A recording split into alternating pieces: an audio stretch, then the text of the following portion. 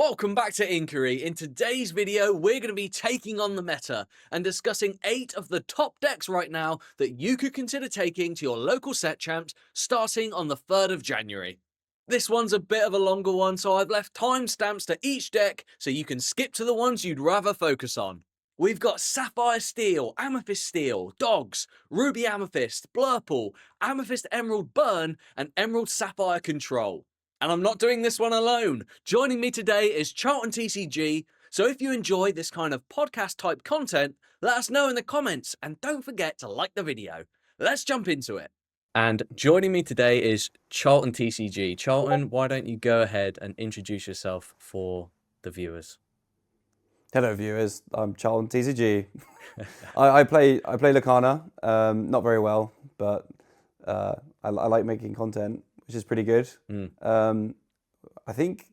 Also, you play well enough to beat me on multiple occasions, and one time. It was just one time. Oh yeah, I guess it was just one time. But you are a very good player. Didn't you do very well in Wakefield as well? Yeah, well, I don't know. Some people think it's brilliant, some people don't. I think getting day 2 is pretty cool. I wasn't really expecting to do it. I wasn't planning on doing it. I was just there to support Jen, caster Jen. Yeah. But no, I fumbled the last round to get into top 32, which sucked.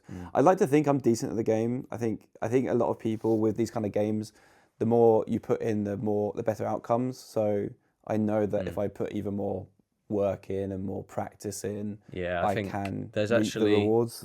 There's a fine line between being very good at the game and then that next level of being and it's time. You have to sacrifice time. Exactly. And a lot of our time goes into making videos and stuff, so that's our excuse. Yeah. I think I prefer that though. So cool. I don't get too sweaty. Don't get too sweaty doing the kind of videos I do. Happy with starting with Sapphire Steel then? Yes, and you were talking about different alliterations when we did our Disney HQE. Actually, it was a Brotherhood. Our set champs. I played against the aerial build, and we don't have the aerial build here. We don't. It's good to talk about the aerial build because it's pretty good. I do like the aerial build a lot. More copies of I'm Much Faster and Strength of Raging Fire. I think that one is actually maybe more consistent than this. Yeah. Would you agree with that? Yeah. I think it adds an extra layer to what the deck can do by having that, especially when you have tons of ink and Sonic Warrior can just utilize maybe having 1 card or 2 cards in your hand and you get to, do that damage. It's more removal. When I played against, the spot removal is really important because this deck likes to vomit its hand, and then if you don't really find. Obviously, this list doesn't play like Dock and stuff like that. But if you don't find any of your draw cards or your dig cards, then that top decking a Song could keep your opponent off from going sideways. And this is quite mid-game, heavily dependent on finding Goliath in your curve, I would say. Yeah. Else you can and it's funny. It can get. Go on. Sorry. No, go on. No, it's just funny that I think when the final Wakefield where that guy got rid of his Goliath himself, because he drew so many cards, and it's really cool that it can shoot itself on the foot, but then also it can stop itself from getting Goliath. But I think a lot of this is also Headless Horseman plays as well, considering how many songs and actions there are. Ink Runner is so cute. It's such a cute card to make just sit there after a draw and be like an evasive out with the alert. But I actually played Amethyst Steel, and the amount of times I got but I'm much faster onto my illusion characters is pretty cool. That was pretty cheeky. So, actually, I hadn't even thought about using but I'm much faster on illusions. That's a really good point. This one actually has 2 Spooky Sight, which maybe hasn't been used in all lists, but I think Dogs is just so popular right now, and that can really help in that matchup. I'd probably play 1 because you have so many, with this kind of build, you're able to see your 1-ofs and 2-ofs really easily with how much you dig. Yeah. I still think Vision of the Future should be banned.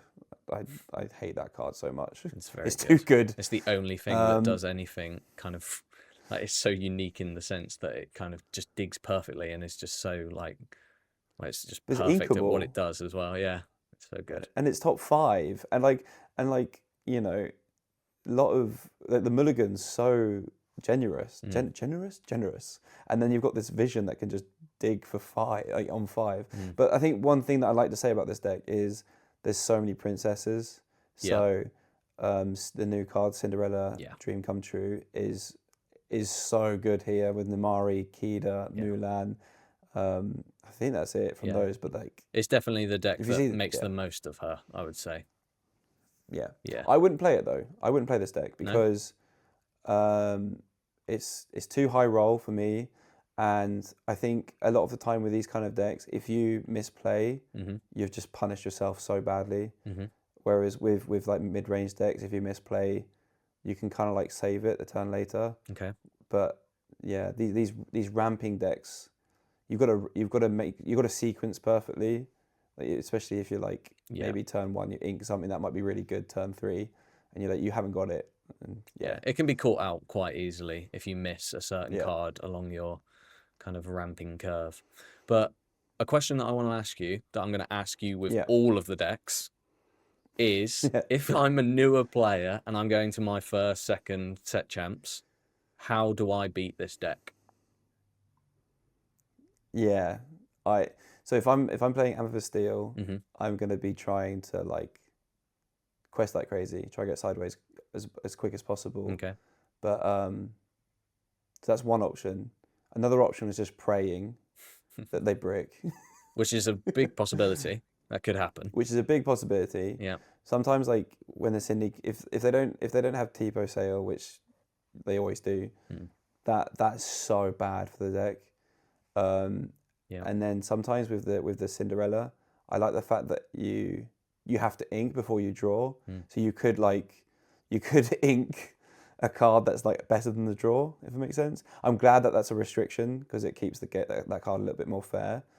Well, I don't know, because there are obviously, if you've got a Goliath and a Cindy down and then play a Princess, you can trigger the Goliath, then trigger the Cindy, which I think just makes it completely broken. But yeah, I haven't had that against me, which is pretty cool.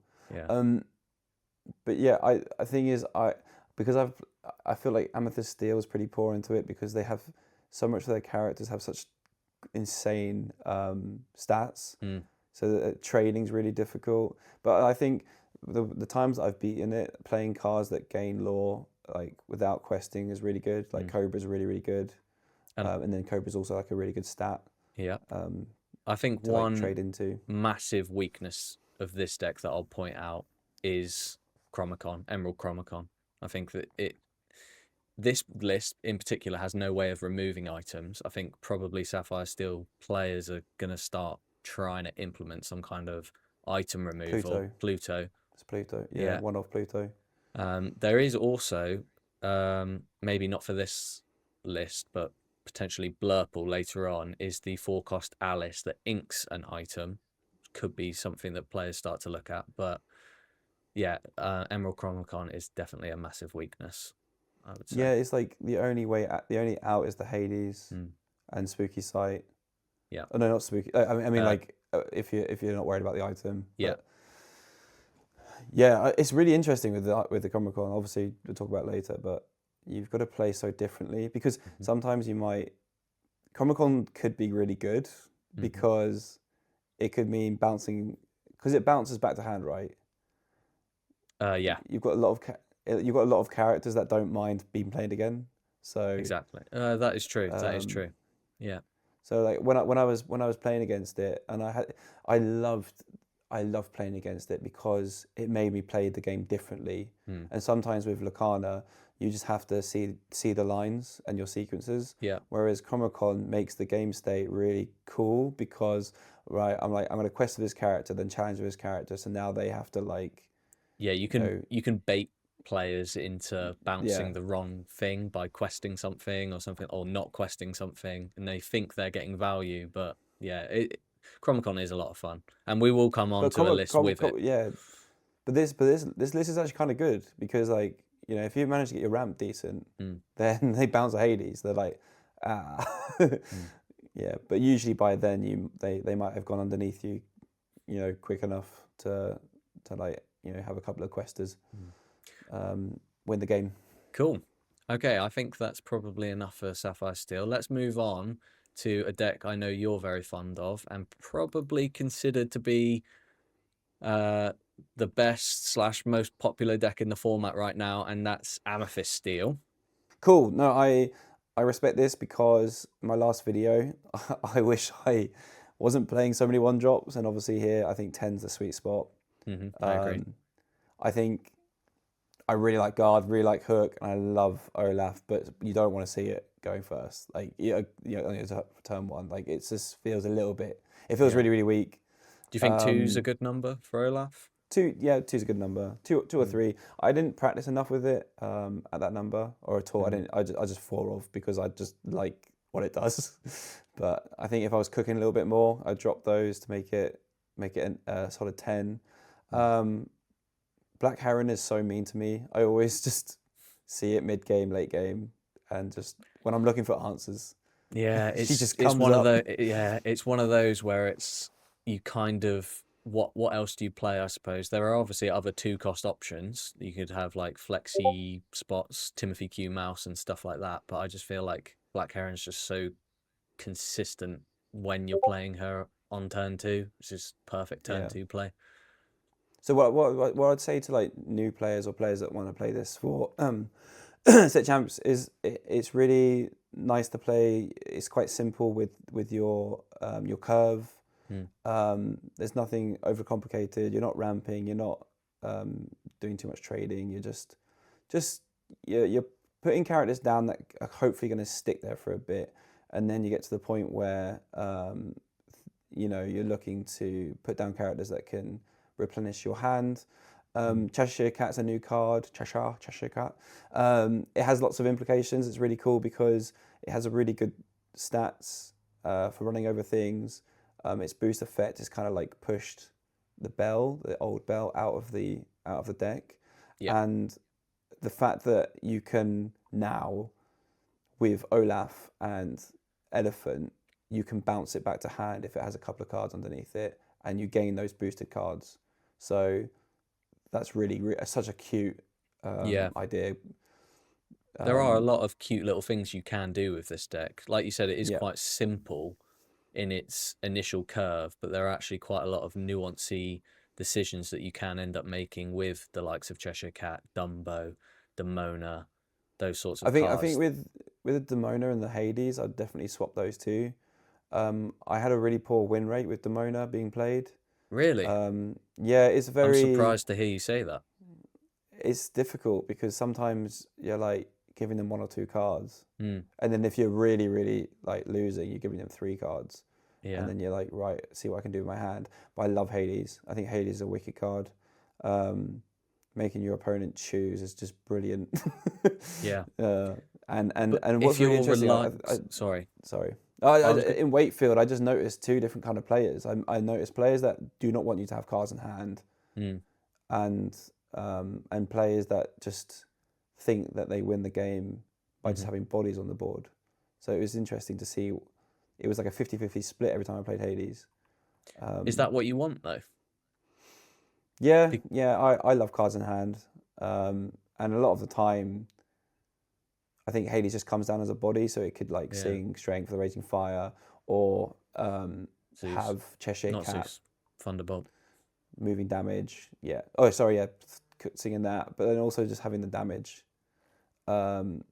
Because the 3/4 stats kind of his stat lines means that he can just hold a little bit of damage a lot of the time. A lot of these characters do, like Elephant, Elsa, and Iago. They've got like big butts, so then Cat's so good here. Yeah, it is the perfect deck for a Cat, isn't it? So good in this deck. Sorry, Karen. Yeah, what I was going to say, just back on Hades again, is that what you noticed in Wakefield was that some players give you the draw, some players will give you the removal.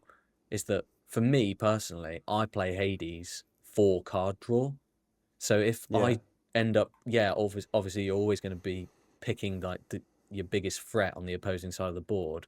But sometimes if you're relying on Hades to draw you cards and your opponent denies you that, that can feel quite bad. Yeah. Yeah. Yeah. I get just that. one thing. Just because this deck has obviously cut a couple of docks, you've got. Why is it cut docks? I'm a 4-player kind of guy. You're a 4-docker. Yeah, I'm a 4-docker. That's fair. What would yeah. Especially with Olaf, like the amount of times I bounced dock back to hand, it was just so sweet. But like, I don't know why guess I like Calhoun quite a lot, and then if you have them both at 4, you're looking at quite a high uninkable count. Maybe that's just me, but I don't know. But you don't need Calhoun necessarily. So I think you do. I've played with and without it. Okay. And I regret not having it. Oh, okay. Yeah. Did you not have it in London? No. I didn't have it in Wakefield, but I had it in London, and the pressure it forces your opponent not to go sideways. It's really cool because it can clear out most things. But yeah, but like cards like Black Heron Trade. Yeah. No, actually, no. What was I saying? I don't know what I was going to say there. No, I like Calhoun. It sits nicely on the board. Very good into the dogs matchup, I suppose. And I wasn't really thinking enough about what it'd be good against. But yeah, against the ramp decks, bad card. It's weird just questing with her. Yeah. Cool. No, I really like it as a beginner deck. I like it as an intermediate deck, and I think very good players can play this brilliantly. It's an all-round friendly deck to play, and I think if there was a way to like survey what decks do the best in a set championships, and people were like all try-harding, this would be on top. I agree with that. Yeah. But I'm not going to play at set champs because I think this is the sort of deck that I would take to an event, and for set champs I want to play silly decks. So some more fun things. Yeah. No, I hear that. That's a good point. I will say that this is this is fun to play because when I'm playing online, my win rate with this deck is just ridiculously so much better than anything else. Yeah. And then I go and play something else, and I come back to this because I know what it does. I lost. And it wins games. I built this silly Ruby Amethyst deck the other day. It was like a burn deck, and I was like, oh, I love this, so much fun. But then you lose 5 games in a row, and it's like, oh, I'll just go back to Amethyst Steel. Exactly. And win some games. Exactly. Yeah. 5 in a row is pretty deep though. I like 2 in a row on 10. Yeah. Yeah. One thing before we move on to a different deck that I wanted to ask you about is Pete. There's no Pete. No Pete. How do you feel about that? Because Pete, famously, historically, perfect for the mirror. Pete can stop that Strength of a Raging Fire going second, or like you say, well-timed one can really disrupt what your opponent's trying to do. It's funny though because like strength, because of the stats increasing, strength is harder to play in a way, like harder to remove things. Because a lot of these like mid game kind of or like mid curve cards can withstand a strength. Let's say on turn 3 you sing strength, and it's like only does 3 damage, right? There's just so many cards can tank a strength, and so when I was playing Pete, a lot of the time I was inking him, and I probably half the decks don't really play into Pete because like the ramp decks ramp before Pete comes down, so it's just like Pete's just useless, right? Until like you hit like a mid game visions or a late game visions or develop, and Pete's so good. Maybe in a vacuum it's like really really good, but maybe like on the curve it's just not a curve card anymore. It used to be a curve card because it would like stop a turn. Yeah, you're I just right. think about with this deck It's being cuttable. so popular, you're going to be coming into a lot of mirrors with it. Maybe Pete could be good for those when you're going seconds. He can really do something, but then yeah, like you say, you play a Pete on your turn 3, and then your opponent doesn't necessarily need to sing the strength, plays an elephant, and then you can't sing strength on the elephant because it's 7 willpower or something like that. Yeah. So yeah, maybe you're right. Maybe Is Pete. it's like, are you scared on turn 3 after you've like peated them, like if you peat them going second or whatever, like strength hitting like a guard, hook, heron, Calhoun, like how much does that set you back? Sometimes hitting a Calhoun with a strength of 3 Well, it's when damage you, is it's when it really hits good, your own but singer. That's what you're trying to do is get your opponent off of their singers. But yeah, you're right. Actually, you kind of like you stop them from using their own strength, heavy exactly. stat line strength. Yeah, no, I like that argument. A lot of times, when I play against good players, and they're playing against me, and I'm on this, they are really conscious of the strength of the Raging Fire count, and that's just another like thing to think about to like differentiate you between like a decent player and a really good player. Something like I think a lot of people don't think about that, and they might have an option to like get rid of a guard, palace guard, or a hook, or they go now they can have the law because that character's not doing anything now. But then they sing and for 4 damage on it with a strength, and it's just like I could have stopped that. I could have had my genie survive or something. Yeah. I don't know. No. Yeah, that's a good point. We should probably move on. We've got 6 more decks to cover. So next up, I'm going to give you a choice. Would you like to cover dogs, or would you like to do Ruby Amethyst next? You do dogs. Okay, cool. I think you've probably played a lot of dogs. No, is that you like dogs? Yeah, that's probably fair to say. Yeah, I've played a lot. Oh, of really? dogs. Okay.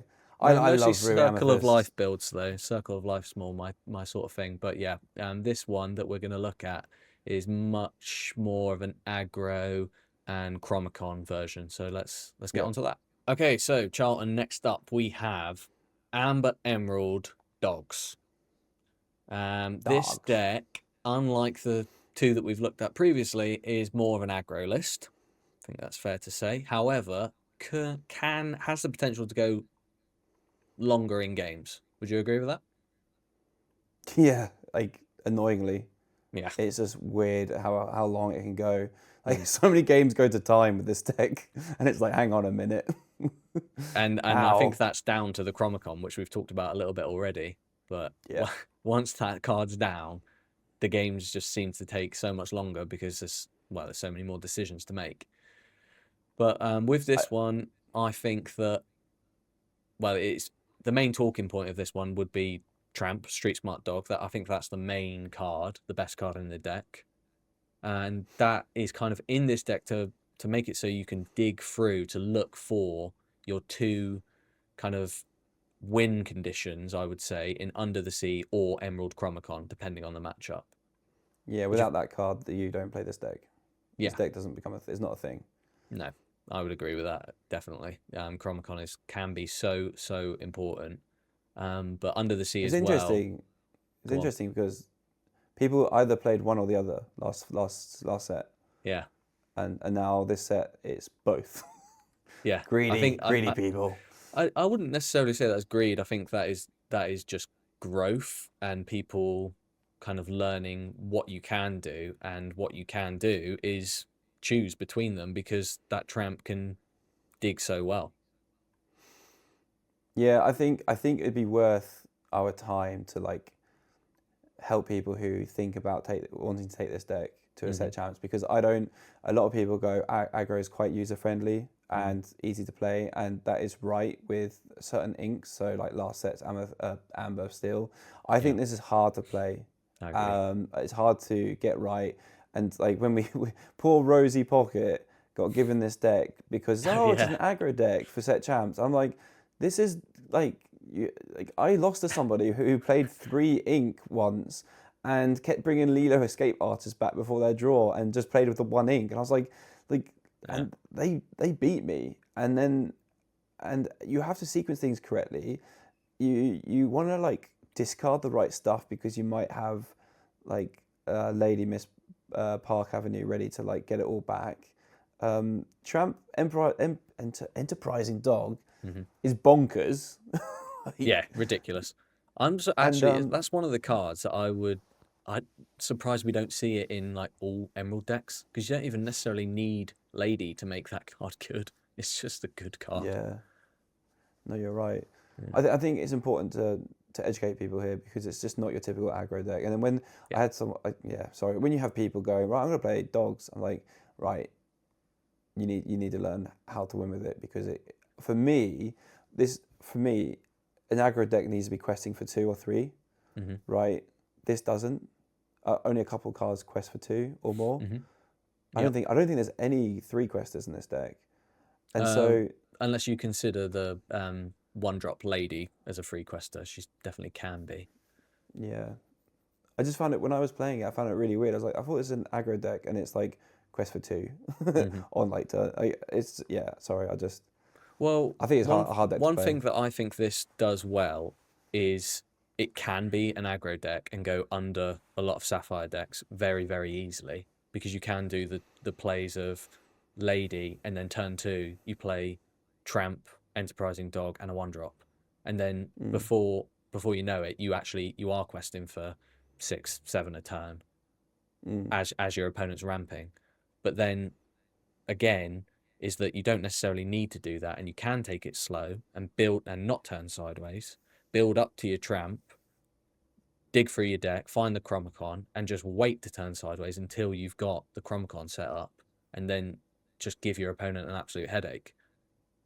I think that's pretty much sums it up fairly perfectly. And then you have the 5-cost Lady to, when your opponent does start to stabilize, if they can, you can play this, bring back a couple of cards, like, I don't know, maybe a couple of 1-drops. Yeah, Daisy Duck and a Mowgli or something, or a Go-Go or whatever. And then you've got your Lilos in your discard ready to bring back. And we were saying at the start of this one, is it can just go on for so long because you can just keep recurring those cards. Do we have Webby in here to like facilitate under the sea a little bit easier? Which Webby? Oh, the shift. The shift. The shift too. Yes, that is pretty much what it does. You're playing the 1-drop to buff up your 1-cost Lady, so she can quest for free. And then you've got that sneaky shift available if, like you say, you do need to get it out, sit there with Ward, and wait for the end of the sea. So yeah, that is what she's for. Okay. Yeah. And no, I don't think many people play the Dapper Rascal, but I love that. Yes. Dapper Rascal is perfect for the Amethyst Steel matchup. Yeah. Because combined with Chromacon is absolutely ridiculous. Because your Dapper Rascal sits there, you turn sideways with everything else, bounce and draw, like you say. Yeah, perfect. So I do love this deck, and I think it's right up there in terms of... You love it. I love it. I love it. I think it's brilliant. I hope enough people have played you with it. What, that are watching? No, I hope you've played against it enough. Oh, right. I can't stand it, mate. I can't. No. Yeah, well, it is annoying to play against, but the reason it's annoying to play against is because it's so good. So if you play with it, maybe you'll learn to love it as well. No, I got top 4 at the European set champs with it. Oh, did you? And some scammy wins. I got go off the top to win a game. That was pretty good. Yeah. Under the sea off the top to win a game. Oh no, I was playing Scrump. Which is cooler than this. Yes. I've played around with Scrump last set quite a bit. I do love Scrump. Yeah. Yeah. I was scrumping people. That was when Under the Sea was a little bit better. I don't think it's as good now. No, there's some weird stat boosts for recent set Whispers. Anything else that you wanted to add to this one before we move on? If you're picking up this deck and you're gonna take it set champs, definitely just practice a lot before you do so. Yeah. Because I think decent players will just rip you apart if you're kind of new to the game. Sequencing is pretty important. The thing is with this deck, you have to sequence it perfectly. Like If you don't have your pieces, I think you just lose, or you just sit on Chromacon and just like pray. But like not seeing, you know, the tramp line. Oh yeah, if you miss your tramp, you're in trouble. Yeah, and there's a lot of uninkables. Like that's one of the biggest reasons why I don't like the deck. Like there's so many uninkables.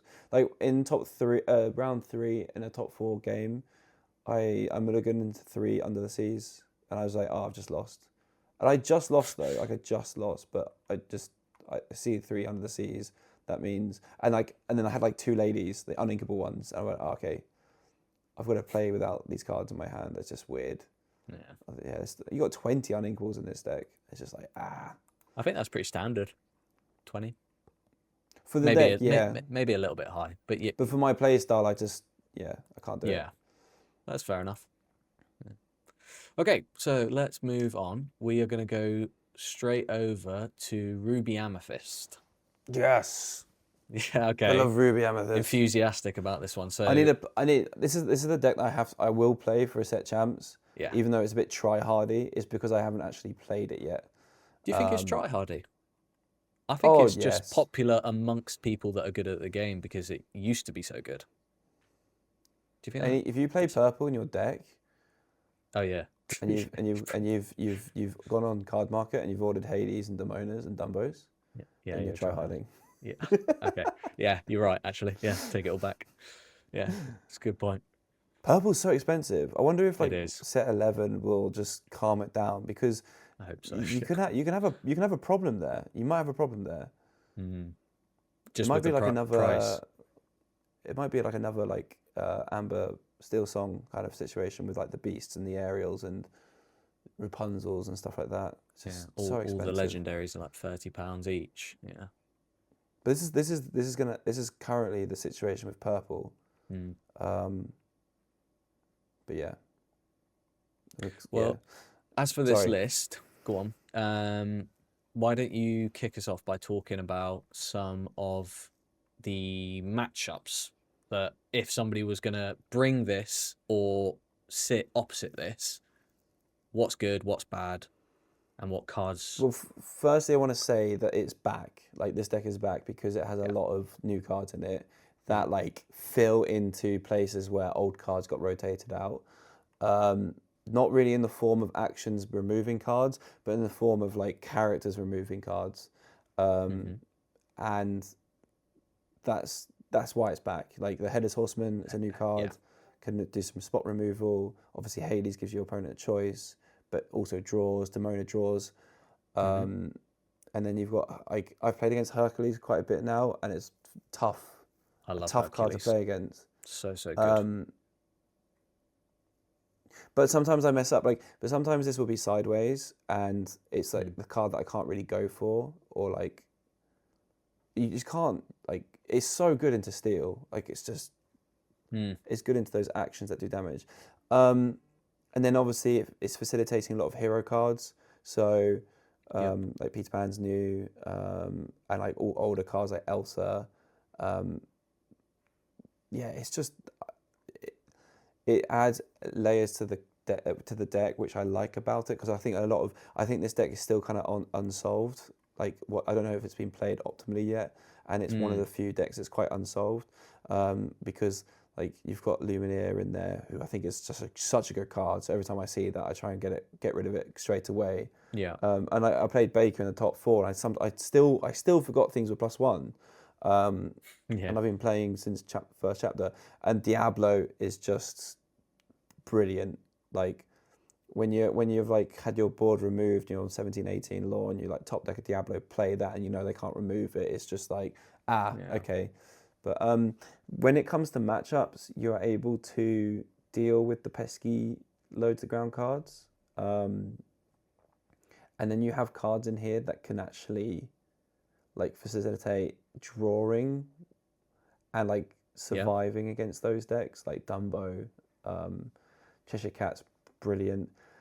I don't know, what is this matchup? Like I played against Baker and I didn't have Dumbos on my deck, so you were alluding to like Genie being a rubbish turn 4 and Dumbo's the best turn 4 for it, and that makes a lot of sense. But when you're playing against this deck, they are almost all. I built this one and put 3 Headless Horsemen in, but I think usually you're going to be coming up against 4 Headless Horsemen, and that is their preferred turn 5. So if you're playing a genie, you're just surrendering it to Headless Horsemen basically, which is why Dumbo's better.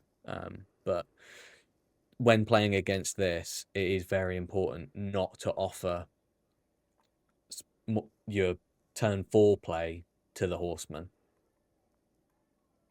There's some sick turn 5 cards here. I really like the deck. I don't know what it's like in the ramp decks. Like, is it just quite aggressive? Because obviously Diablo. Yeah, that's what makes it so good. So obviously Sapphire Steel, at first glance, you would think, oh, Sapphire Steel is going to be great into this because you can Vincenzo a Diablo, Vincenzo a Dumbo.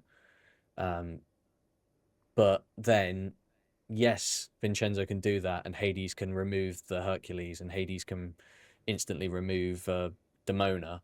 But what you can do with this deck is turn 1 Tinkerbell, turn 2 Diablo, turn 3 Peter Pan or Sisu, and just start putting so much lore on the board really early, and then quite quickly, get to the point where you can just curve out to a Demona, refresh, and start playing more 2-questers. So it can go Sisu's fast. Really good. Yeah, Sisu is very good, and is a hero as well. So yeah, Sisu's really good, like especially in those matchups, because it'd just be so big. Yeah, and what I did with this one as well, which is what I've seen quite a bit, is 2 libraries, which can also be really good against those ramp decks. So, because it survives the Philip combo and survives the, you can just put one of these down, and yes, they can remove your other bits. Demona's so good into Philip, like the little one as well. But I'm sure they probably get that out beforehand. No, I love this deck. I'm gonna play it. I'm gonna tinker with something similar. I do want to see if there's like a world where you have none of the hero cards, like none of the Hercules. Okay. But I don't know if like Ruby has any other good like turn 4 cards.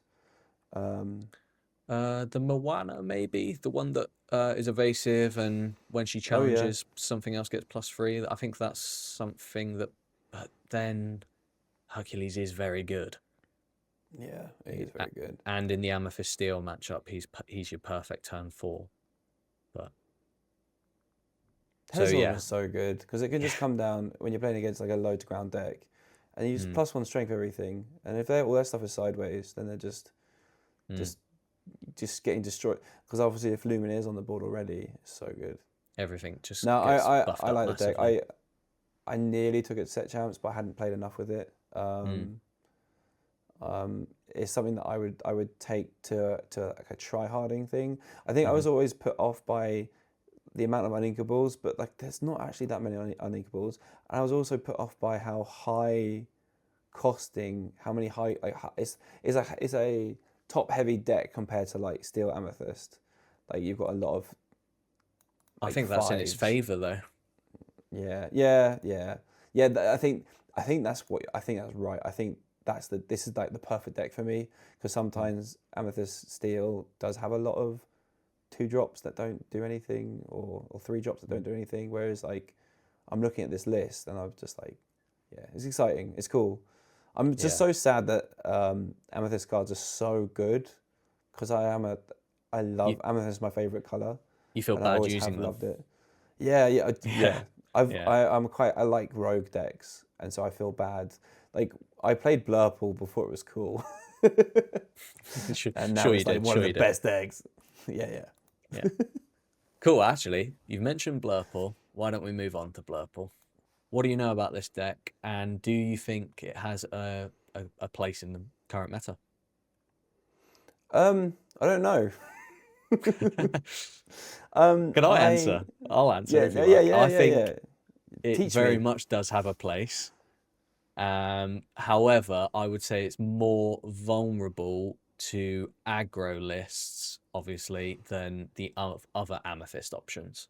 So decks can very much go under this ink pairing, and I don't think that's changed from last set, and I think that's its Achilles heel in many ways. What's it like against Amethyst Steel? Because I haven't played that matchup lots. So last set it was heavily favoured into Amethyst Steel. However, with the introduction of like Hades and Demona, the Amethyst Steel matchups got a lot better for the Amethyst Steel player. It's even though they're both playing the cards. Exactly. Yeah. So yeah, it's still slightly favoured maybe, but because Amethyst Steel can play like a very reliable 2, sometimes 3 cards a turn, and this is usually only playing 1 card a turn, that's your break point, and that's where Amethyst Steel can start running away with things.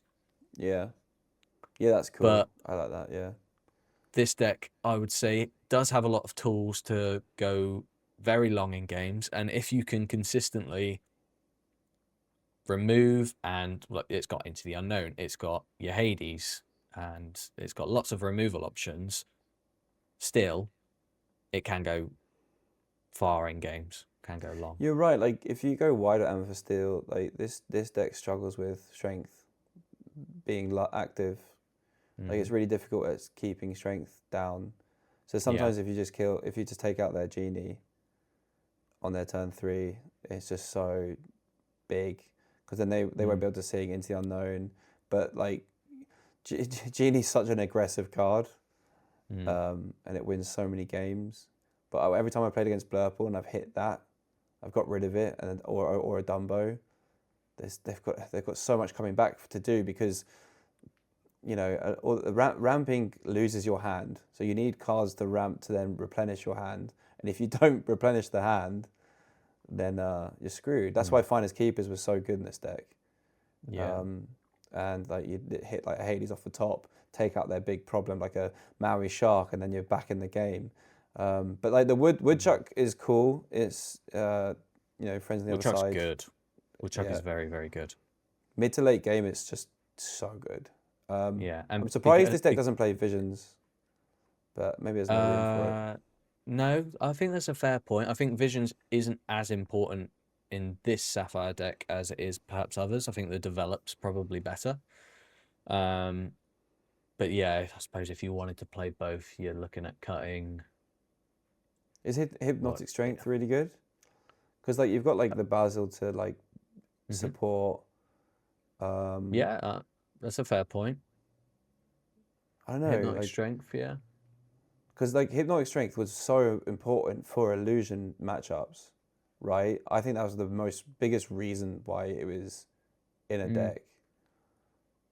Well, I actually grabbed this one from a DKP list. Yeah. So maybe we shouldn't question him, but I'll question you're right. Yeah, you are right. I can't actually think of, besides the opposing illusions, is that really a necessary tool? And yeah, there might be other options out there that people could consider. I love Basil. It's so good. When I started playing Blurple last set and I didn't include him, that was a big mess up. Really big mess up. I'm surprised it doesn't play Guard as well, but it probably doesn't got any room in it. It plays Bells and Cheshire Cats. I like them together. Yeah, no, I feel like if you're playing purple cards, and I'm like separating the blue cards, right? And I just think, and I just don't, because I think with the blue cards, I think they can facilitate the ramp in a steel, of all the steel cards, so much better than all the purple cards. I don't know if that probably doesn't make any sense, but I think this will become unpopular. I think when you take this to set champs, I think people will find you boring, because it was just everywhere last set. It was mirror after mirror, and I think people got really fed up with it, that they just stopped playing it. And obviously, if DKP is playing it, it's because it is a really, really, really good deck, and he's always wanted to play a little bit different to like the meta. He's always gone quite rogue. He did that with other card games, but like I think it is a rogue. I think it's quite tier 2.5, 3 for people. But I will say this: it is a hard deck to play. I think it always has been, and I think a lot of people kind of jumped on it because of Dumbo's last set and found it difficult to play and got really upset and called it bad. But the mirror matches were horrible. There. Yeah, Whoever played Hades first lost. That's because then your Hades would get Hades. Yeah, you're right. Yeah. Oh, yeah. I learned that the hard way. Did you? I didn't play it. I refused to play it last set. Yeah, well, I had my Dumbos. Oh, fair. You had to make the most of them. 50 quid a card. Yeah. Well, I think something that I will say about this one, yes, like you say, you could be considered boring bringing it, but there are some really spicy things you can do with it. Well, maybe not really spicy, but something that I'm going to look into is definitely Tamatoa with the guidebook. I think that could be really cool. An ink runner, just so you have more options, yeah, maybe? Exactly. Yeah, exactly. And that gives you alert. You can... Yeah, there's a lot you could do with it. A lot of experimenting to be done. And maybe it's similar to what you were saying earlier, that maybe this one, for this set anyway, hasn't been cracked yet. Because this does look a lot like last set's Blurple. If you do take it to set champs, maybe consider some Spooky Sight. Because I do... There's not in this one, but maybe 1-2 copies of Spooky Sight. Play the Spooky Sight in your Sapphire Steel deck. Don't. Don't worry about it. I'm so sorry. You just hate Blurple. A Marmite. No, I think if you're going to set champs and you don't want to take something fun, don't take Blurple. I've been playing this. It's really, really fun. Yeah, this version? Is it like this list? No, I didn't play this list. I don't like Spessy. I'm joking, Joe. Sorry. No. What's really, really funny is, you know, that guy, he likes to create different off meta.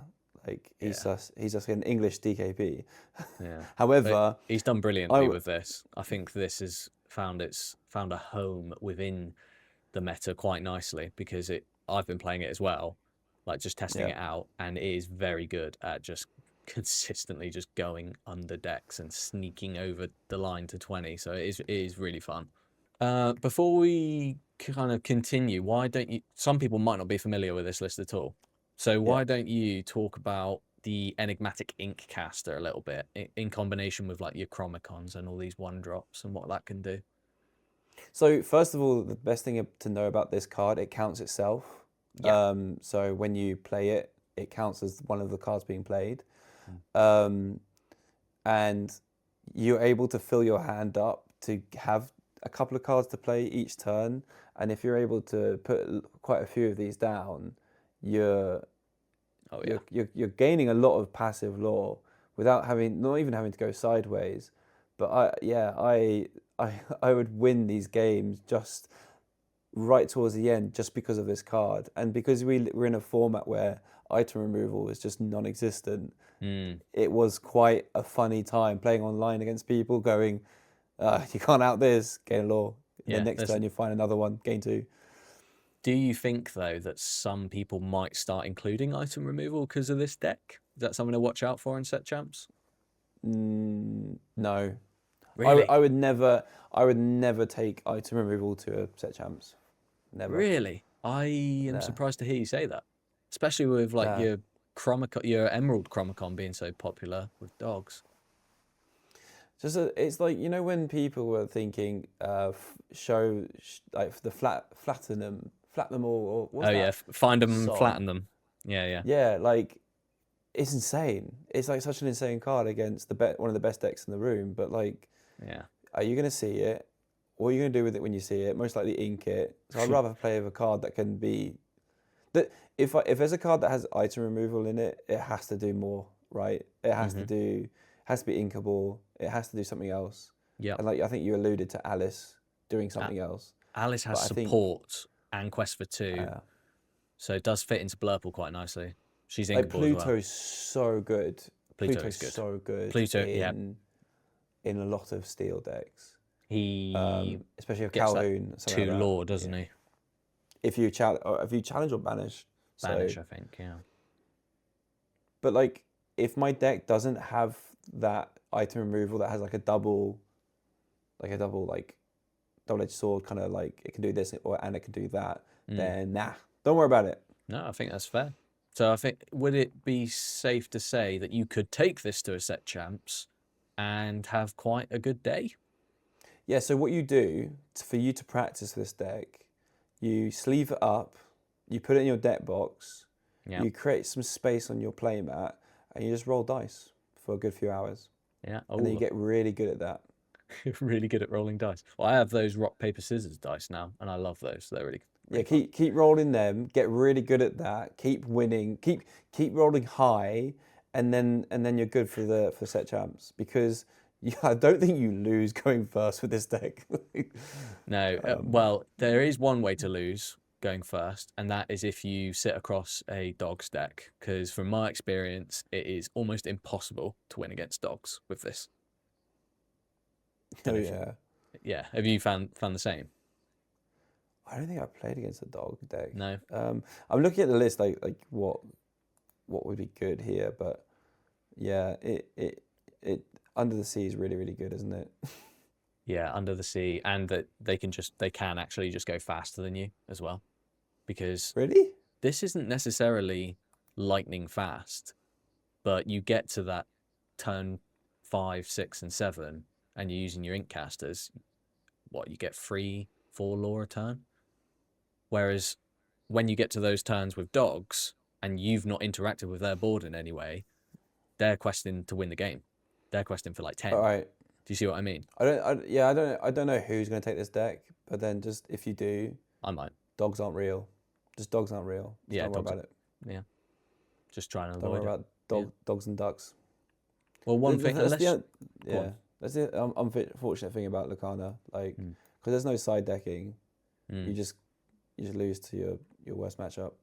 Yeah. Unless they brick, but bricking twice for 2 games is not realistic. Cool. I would say that's. Do you have anything else you wanted to add to this burn deck? It is very funny when you Show Me More and Chromacod, and they got tons of cards in their hand. It's just a good laugh. And what the best thing about that is, if it's such an early part of the game, they actually can't play all those cards. So they have to really try hard to go, right, this is the best card to play this turn. And it might be just like a genie, and that's it, past turn. And then you just like do 3 things on your turn. Yeah, no, spot on. And of course, one kind of outside thing to mention is that Show Me More is really good against gargoyles as well.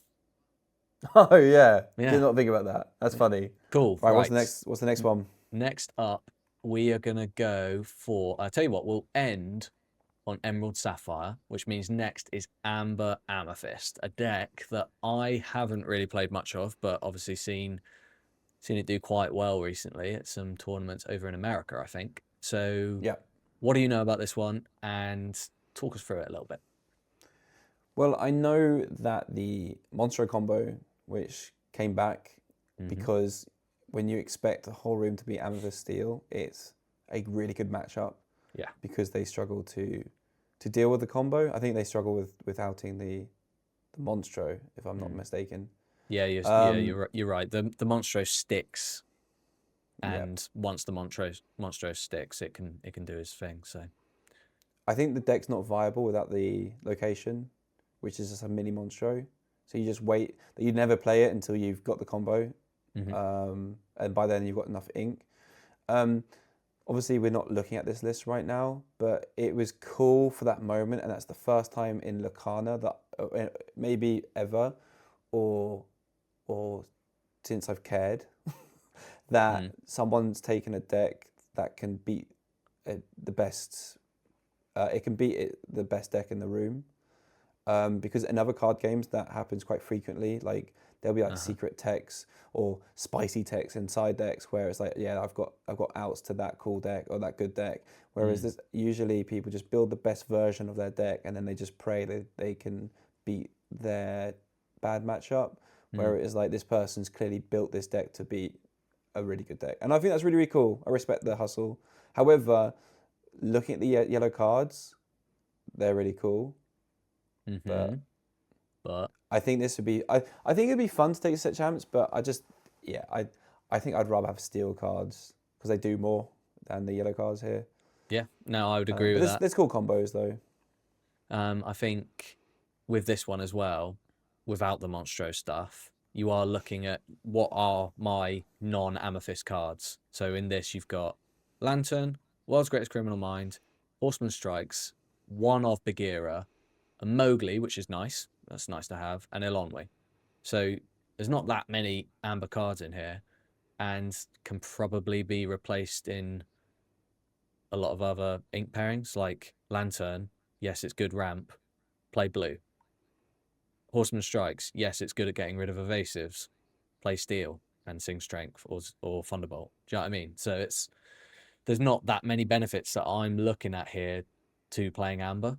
Would you disagree with that? What was your benefit before Horseman Strikes? Well, Horseman Strikes is good at dealing with evasives, right? What was the one before that? Sorry, I just... What did I say? Oh, Lantern. It's good ramp. Okay. So you might as well just play Tipo and Sail. The more I look at it, the more how good it is against Amethyst Steel. So it's just like, it's trying to do, obviously not trying to do what Monstro does, but it kind of is trying to work on the weaknesses of Amethyst Steel. I think Horseman Strikes can like set an Amethyst deck back for so much.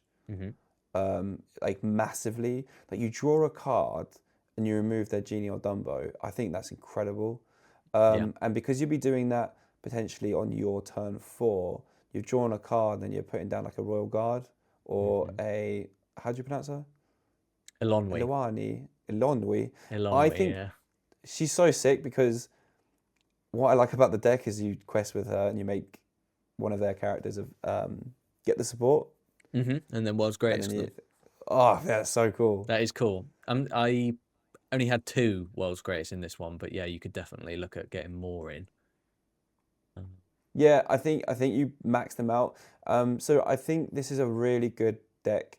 Like what we said about, I think it was like Zane who took the Monstro deck. I think it's good against in a vacuum against a certain deck. But then I think I'm on the same page with you where it comes to, yeah, I'd rather have steel cards in here. But I like the turn 2. I like Mowgli. Mowgli's really cool. Mowgli's good. Bagheera is like annoying because it's just a vanilla and it's not like Lexington where it can like do cooler things. Yeah. Well, what do you think of the Stomping Mad Bird? Like, oh, I love that card. I do think that is a little bit slept on, possibly in Amethyst Steel as well. What's it doing? Okay, so do you know how in your Amethyst Steel games you play your hook and then he just sits there and for the rest of the game until you can use him to beat up? That's what Iago does. So Iago, you play him, he does nothing. You never turn him sideways, and you wait for your opponent to just mess up, or he's just a constant threat. Yeah. Do you see what I mean? Yeah. He beats up so well. So well. And but yours an interesting list because you have 8 1-drops and then 6 2-drops. Yeah. And like, you got the lanterns and that's what lanterns for, yeah. So lanterns actually your preferred turn 2 because then you just go straight to Genie or Dumbo. But I like that. It's a weird ramp, isn't it? Really weird ramp. It sticks around for you to just continue using it and getting good value, so that it has that going for it as well. This would be a fun deck taking set champs. Yeah, no, I agree. And one thing that I've written down here to talk about with this one is that, well, we've already touched on it a bit with Horseman Strikes, but this is the Amethyst deck that beats the other Amethyst decks because it out Amethysts. The Horseman Strike just completely swings games when you're up against those opposing Amethyst decks. So that is an important thing to consider, because if you're expecting loads of Amethyst on the day, which you probably should, this deck will do well. Yeah. So Horseman Strike puts a lot of work in because like it keeps them off strength. Yeah. Keeps them off questing, keeps them off drawing. It's really good. I don't know how that Zane lad went through a massive Zan. I don't know how he went through a doesn't this just lose to like ramp decks? Yeah, you can't. I can't see how. Well, unless I'm missing something, I can't see how this would beat a Sapphire Steel. Yeah, just didn't play them. Just got to pray. Yeah, well, he expected Amethyst Steel. Maybe he played it all day. It's a good meta call, really. Yeah. Oh, that's brilliant. Yeah. Hats off. Well Hats done, off, you. Zan. Yeah. Brilliant. It's like you went to. Did he go to Worlds? Did he go to Worlds? He did. Yeah. Some Worlds players kind of stuff. And if you don't go to Worlds and you want to feel like you're going to Worlds, then just take it to Set Champs and beat everyone there. Charlton, final deck, Emerald Sapphire, something that I played against you at the Content Creator Set Champs. Yeah. Although this is slightly different. I had a couple of like cheeky little tech bits like Stop Chaos in its track and stuff. But this, I would say, is pretty standard list and something that people will definitely come across when going to their set champs. Would you say that that's a fair assessment? Yeah. It's quite popular. It is popular. I think it's also quite expensive as well. So I think sometimes when you think about set champs, and there might be like obviously in America, I think some of the set champs are a lot bigger than the UK in terms of just numbers. And sometimes you might go set champs where you know that I don't know what it is. I think like the cities have a lot of players, right? And sometimes outside the cities, you have fewer players. And so what I'm trying to say is, I think sometimes you might not see these kind of decks because no one wants to. That's small, yeah. You know, 4 Clarabelles, 4 Cinderellas is chunky, you know? Yeah, definitely. And, you know, in the past that might have put me off playing a deck because I feel like without playing Cinderella and Clarabelle or one or the other, it's hard to play this optimally. But if I was, I'd probably expect it at set champs. I just answered that so long. I'm so sorry. No. I actually, it makes sense what you're saying because it's one of those more expensive decks, and you either have the cards for it or you don't. You're not gonna go and buy 4 Clarabelles just to pick up this deck, are you? So that's my point. Like, but I've just countered my point in my brain by saying if you already have this deck and you were playing it the last set champs, all you had to do is purchase Cinderella and the Prince Philip combo, which is it's not that much money if you're like upgrading a deck that you already have. So maybe I'm just totally wrong, but if you're buying this all outright brand new, then yeah. But in terms of like game style, it's actually really, really fun to play. I really like John Silver and Basil. They're so cool. I actually got to reveal Basil Undercover Detective, so little trivia there. Of course you did, yeah. And then the Prince Philip combo is actually really cool. I think my only issue is like, why is mean malicious, mean and scary uninkable? Why did Prince Philip come back? Everything. Yeah, if that was uninkable, that would make it so much fairer. Because I actually think that this combo is a bit unfair. Would you agree with that? Yeah. And I do think you have to invest a lot in it. I've been playing a Ward deck with like Scuttle and stuff like that, and Alice. And with these two colours, and I'm going to take it set champs. But my issue with it is it tunnel visions the idea of Prince Philip combo. Like, screw everything else. And so with this deck here, you've got other tools, right? As somebody that's played it quite a bit, you actually do have to tunnel vision Clarabelle because it's so reliant on Clarabelle to win a game. If you miss Clarabelle, if you don't see Clarabelle, yes, you can Philip combo all you like, but you're not going to win a game unless you find Clarabelle at some point. Do you not agree with that? No, because you didn't find Clarabelle in our games and we finished in 10 minutes. Oh, yeah, exactly. But like, it's so hard to not because you've got so many dig cards, so many draw cards. Yeah, it's crazy. Yeah. And then what you like to do is you get to ramp so quickly into the Clarabelle and then sing "You're Welcome" on one of their things, get him to draw a couple of cards, and you know that's a +2 pretty much for your hand, on "You're Welcome." And you don't mind people or you don't mind players drawing early on because, like, what are they going to do with the cards? Like, unless if they're not aggro, they can't do anything with the cards. But then you're scared of Goliath, and you need to find ways to deal with Goliath, and you have lots of cool ways to do it. Oh yeah, I I think Sapphire Steel is probably this deck's best matchup, just because with the bounce cards as well, if you're returning, they play their, well, let's think, they play their Tinkerbell or they play their Goliath or something like that, and you bounce it back to their hand, they're just going to play that same thing next turn. Yeah. And you can bounce it back to their hand again. And you're welcome. Yes, you're drawing cards, you're going wide, you're putting out these massive threats like Basil, John Silver, setting up Philip combos. Yeah. You're winning that game a lot of the time. So I really like that matchup. I like the deck. I think when we alluded to Sapphire Steel being like, this is like the counterpart to it, like the brother of like the ramp combo decks, the big control decks with the removal or the discard. But like, it's hard to play in the terms of like sequencing things, the curve, because like these decks don't have natural curves in terms of 1, 2, 3, 4, 5. They like don't play in a curve, so you have to see it differently, and I find them quite difficult to play. I only play these decks for a laugh, and then if things go well, then I'm like woohoo! But then I go back to mid range because mid range can offer a little bit more, and I feel a little bit more safer. A little bit more consistent. More consistent, because with these kind of decks, I don't control my hand very well.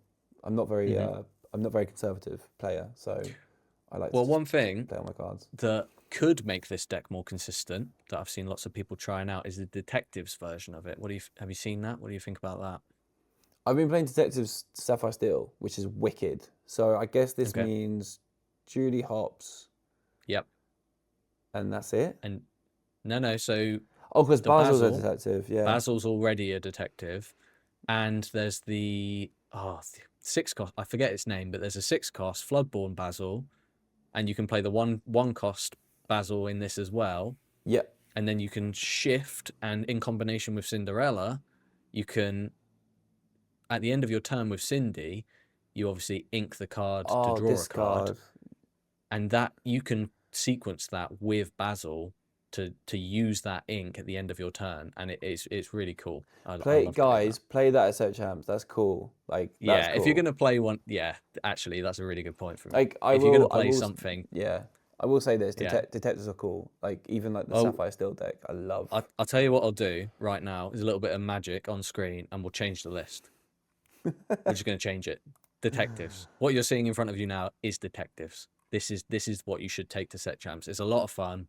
A little bit more consistent because you've got other ways of drawing cards with Judy Hopps, so you're not as reliant on Clarabelle, and it is a lot of fun.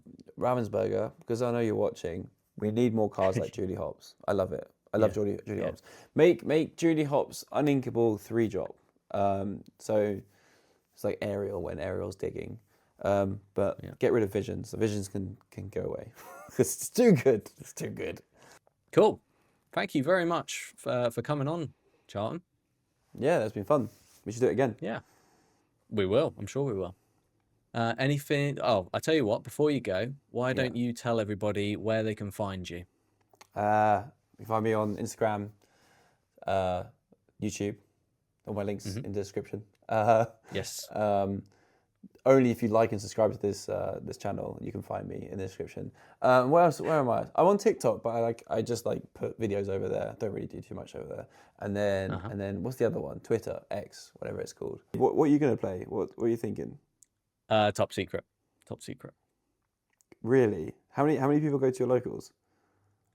20 to 30. What? It's quite a big one. Yeah, it's a big one. Mad for miniatures. Yeah, that's why it's top secret. Yeah, although I probably will share it at some point. The truth is, I haven't actually decided yet. That's the truth. Fair enough. Because I'm a last minute decker. Don't do that, especially in Ghent. You can't do that. Oh, yeah. You going to Ghent? I wouldn't recommend doing that. Yes, yeah, we're both going. Krenzo and I. We'll see all our fans again. And that's it for this one. Hopefully you enjoyed Charlton and I talking about today's decks, and maybe you feel more prepared for the upcoming Whispers in the Well set champs. Thank you all so much for watching, and I'll see you in the next one.